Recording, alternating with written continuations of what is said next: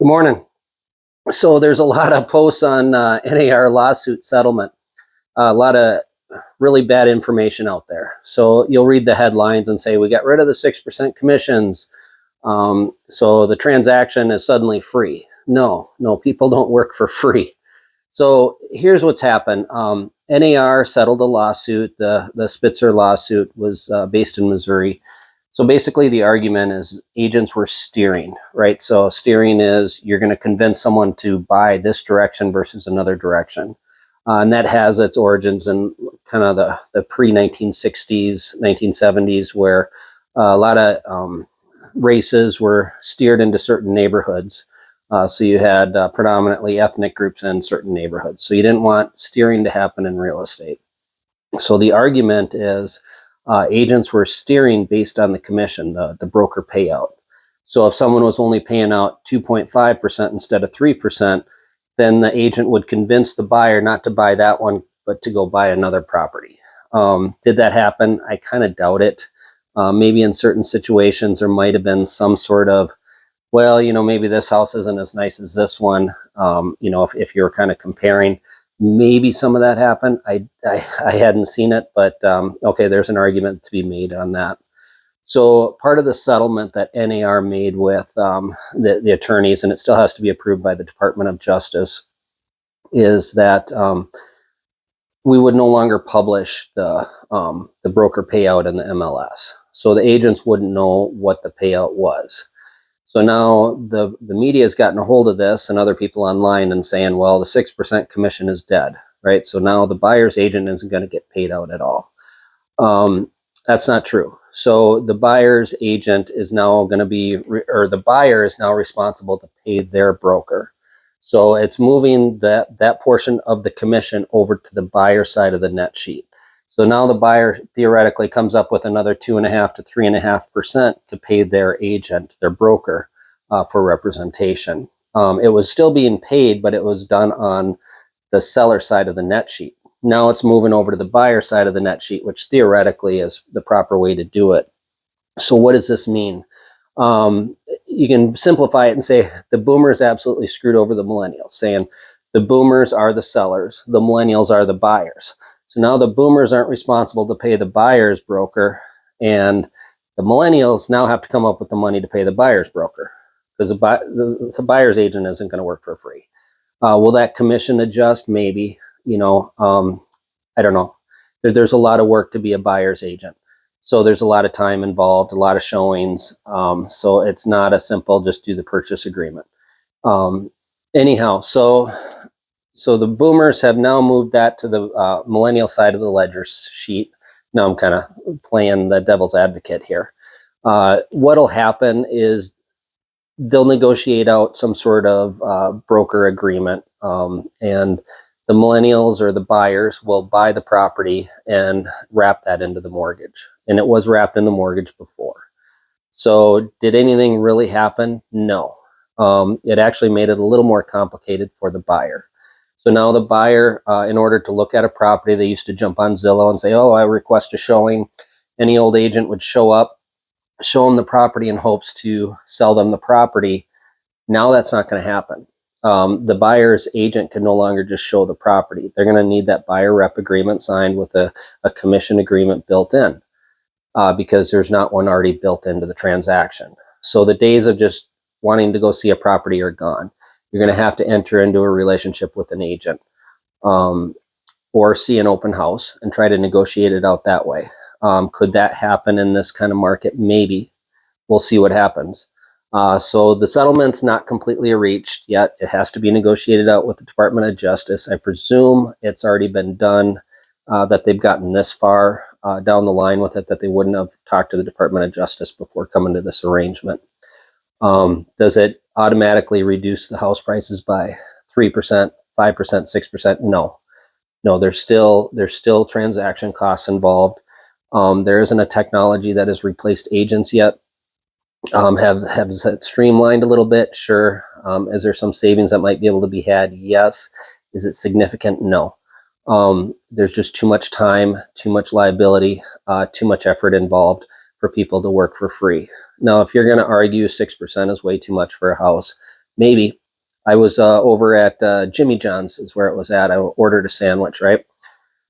Didn't have any cash on me, slid my card in, tip 15% or higher. It's like all they did was punch in my order on the register, and I got to pay 15%. Okay, I know these people work hard, don't get me wrong. So I tipped them. But 15%, you know, so you're going to tip your waiter, your server, 20%, right? Realtors are working for tips. Robert Kiyosaki always says that. You know, you pay them a tip, right? It's 6%, 5%, 7%, whatever that is. When I started in the business, we were doing 10% for land transactions, right? That's down around 5-6% now, right? But the land price is so much higher now. So commissions have adjusted in accordance with the prices. The business is not easy. People start in, they jump into real estate, think they're going to make a lot of money, and they get out right away. They can't cut it. It's 100% commission based. If we got 6% on everything we did, if we build out like attorneys, we'd be making a killing, right? You do a lot of transactions you don't get paid on. You know, I worked with buyers through this, the pandemic and throughout, and 20, 30 offers, right? Now, if I build hourly on that, I'd be making a killing. But no, it's commission, so we don't get paid on everything we do. We do a lot of work for free. Is that going to change? I don't know. I don't see this going as an hourly rate. Maybe it will, you know, but I think that'll be more costly for the consumer.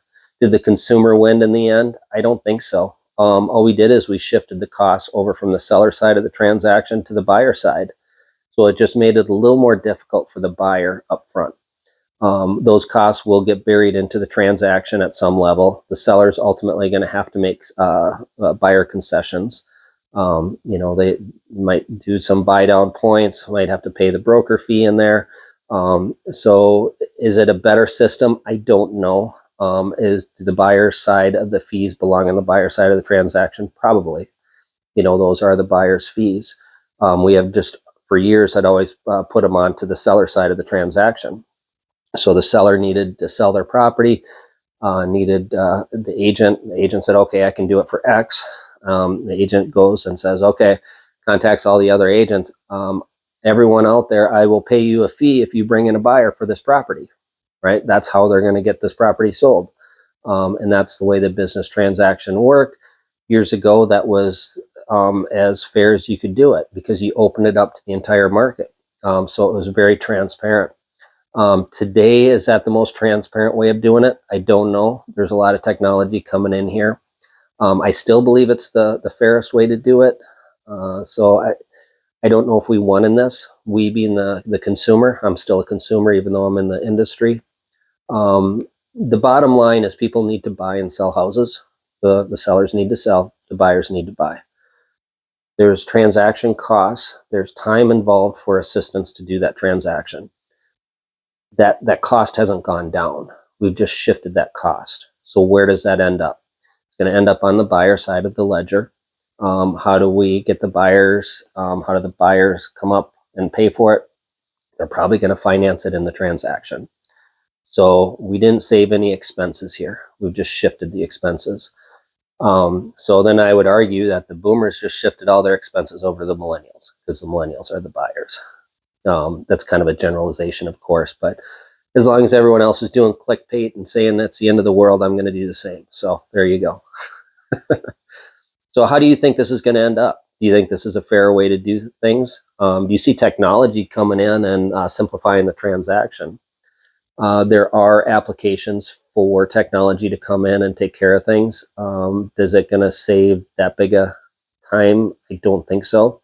Maybe some contracts. You might be able to do some digital contracts, do like online bidding, do like an open house, eliminate the buyer's agent. Maybe there's still fees involved. As a seller's agent, does that seller's agent job get easier or more difficult without the buyer's agent? I would say it gets a lot more difficult. Now that seller's agent is going to have to work twice as hard to watch both sides of that transaction.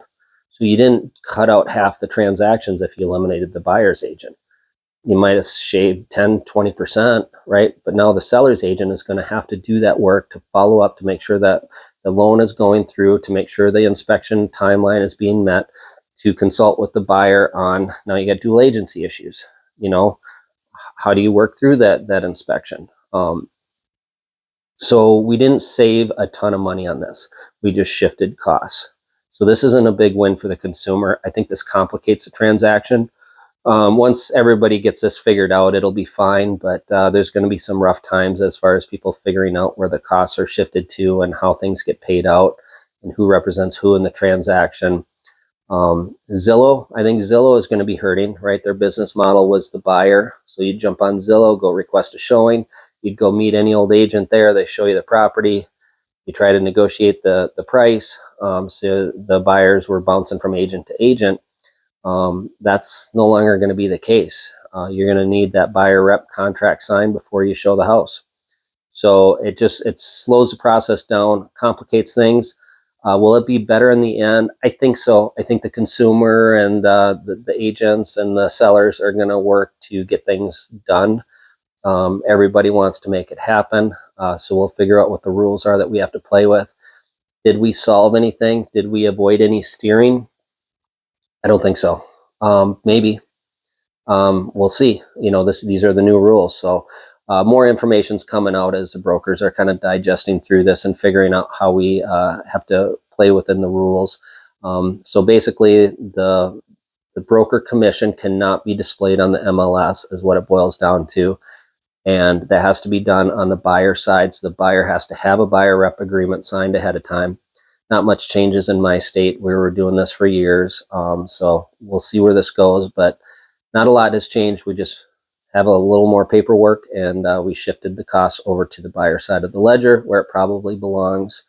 And there's no real money savings. Money savings is going to come from technology and innovation.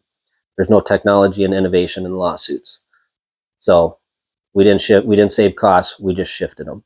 So that's what I got. If you got any comments in here, I'd love to hear them. This is obviously a lot of clickbait out there, and that this has upended the real estate industry. No, there's no technology that changed the industry.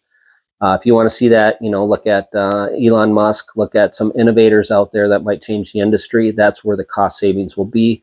Cost savings do not come from attorneys. So I will talk to you later. I'd love to hear your comments and the feedback. Thanks.